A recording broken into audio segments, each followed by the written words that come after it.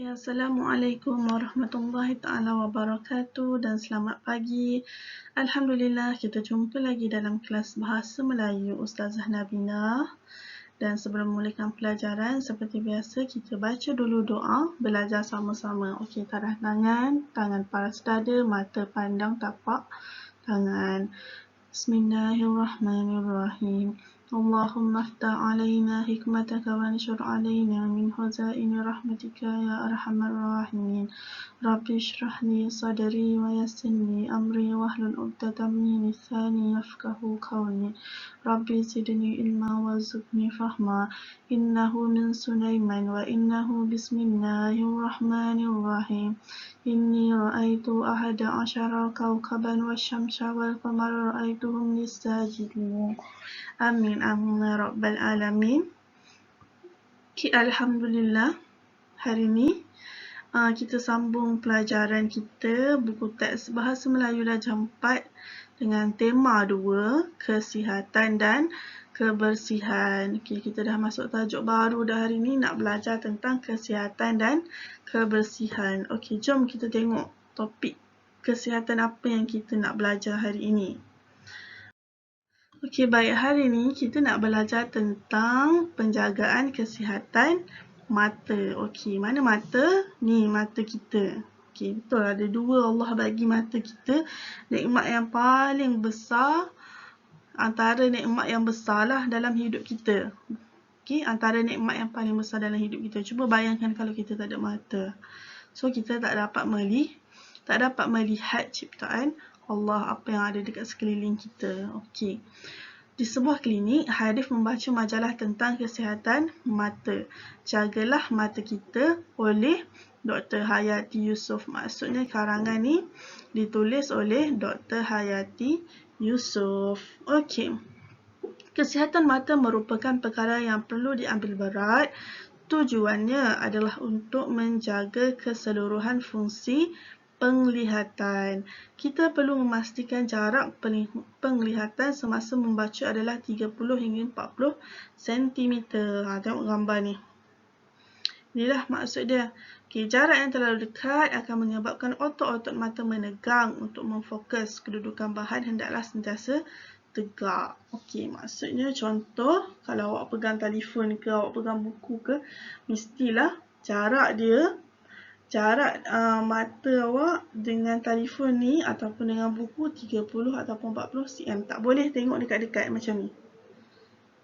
Tengok dekat-dekat macam ni. Inilah yang menyebabkan mata kita rosak. So, kita kena tengok jauh, pegang jauh daripada mata kita supaya otot mata kita tak menegang. Okey. Semasa menggunakan komputer, pastikan kedudukan komputer adalah sama paras dengan mata. Maksudnya komputer ke handphone ke sama paras dengan mata kita, sama. Tak boleh bawah, tak boleh atas. Okey, sebab apa? Cahaya skrin komputer juga tidak boleh terlalu terang. Keadaan ini akan menyebabkan mata mengalami keletihan. Okey, perasan tak awak letih setiap hari? Bukan buat apa pun kat rumah tapi letih. Sebab apa? Banyak sangat tengok telefon ataupun televisyen, TV. Ataupun main komputer, main game. So, menyebabkan mata kita ni jadi letih. That's why lah kena kurang-kurangkan. Okey. Next. Sambung.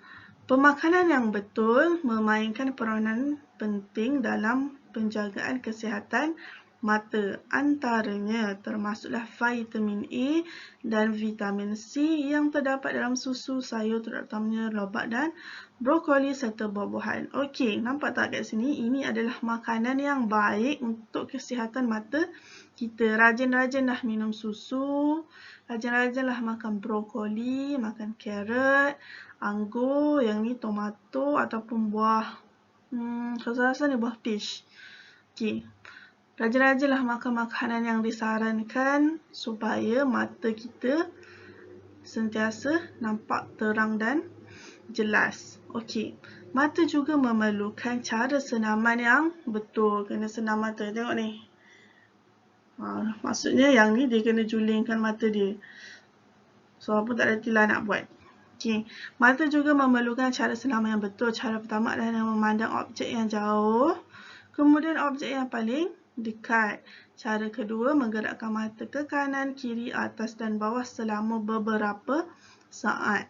Cara ketiga, melihat objek hijau seperti tumbuhan hijau di taman. Okey, contohlah awak dah penat-penat belajar kan?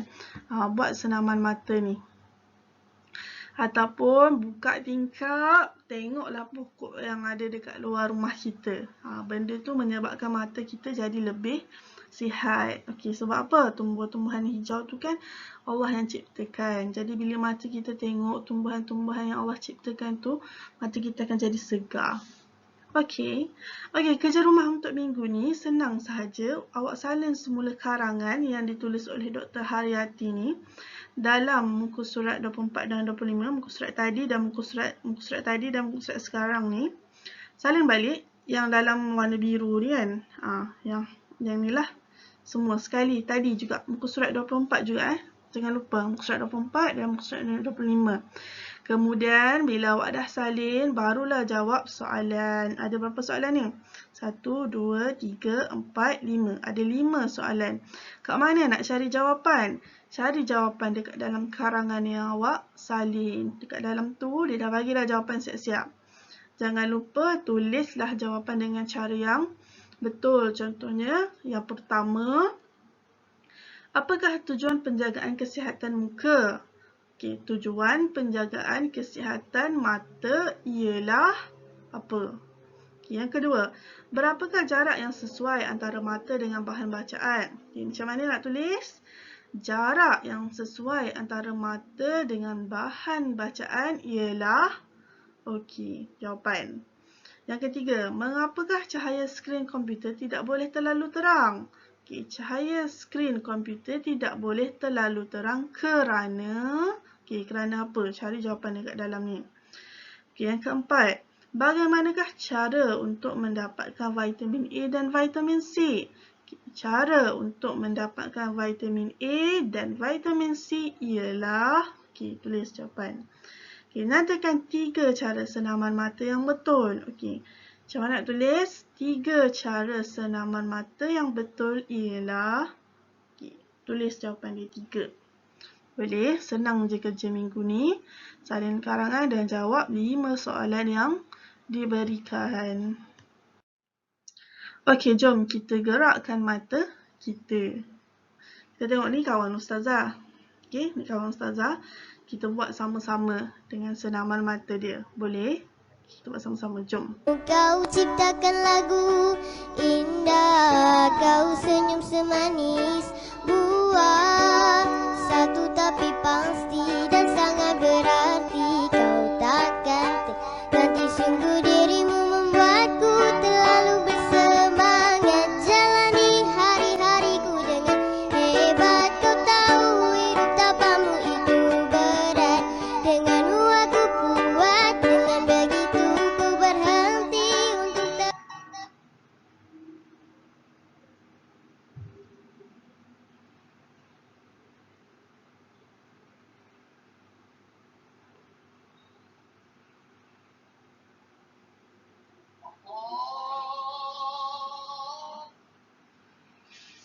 Okey, boleh.